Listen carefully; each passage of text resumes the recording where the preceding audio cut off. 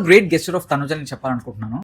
డైరెక్ట్‌గా నేను చూసాను కాబట్టి. బేసికలీ చాలా మంది తనుజ దగ్గర సెల్ఫీస్ కావాలి అది ఇది అంటున్నారు. బట్ స్టేజ్ మీద పెద్దలున్నారు. అంతమందిని అలో చేయలేం. ఒకళ్ళకిచ్చి ఒకళ్ళకి ఇవ్వకపోతే బాగోదు. మాక్సిమం అక్కడికి తను ట్రై చేసింది. ఒక పక్క గౌతమ్ రాజు గారు అని సీనియర్ యాక్టర్. 'పూరి జగన్నాథ్' మూవీస్‌లో గానీ చాలా చాలా చాలా పెద్ద యాక్టర్, సీనియర్ యాక్టర్.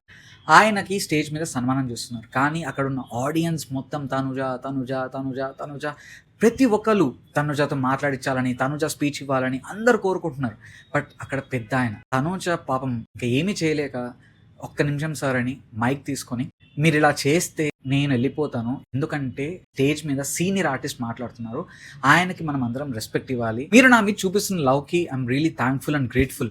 కానీ ఇక్కడ పెర్ఫార్మ్ చేసిన ఆర్టిస్టులు కానీ, స్క్రీన్ మీద ఉన్న వెటరన్ యాక్టర్స్ కానీ, నేనైనా ఎవరైనా మేమందరం కష్టపడి పైకొచ్చాము. ఒకళ్ళు మాట్లాడుతున్నప్పుడు మనం మినిమమ్ వాల్యూ ఇవ్వాలి" అని చెప్పేసి, "సార్ సారీ సార్" అని గౌతమ్ రాజు గారికి చెప్పి మళ్ళీ ఆయనకి మైక్ ఇచ్చి, "రియలీ సారీ, నేను అస్సలు అనుకోలేదు ఇలా ఉంటుందని.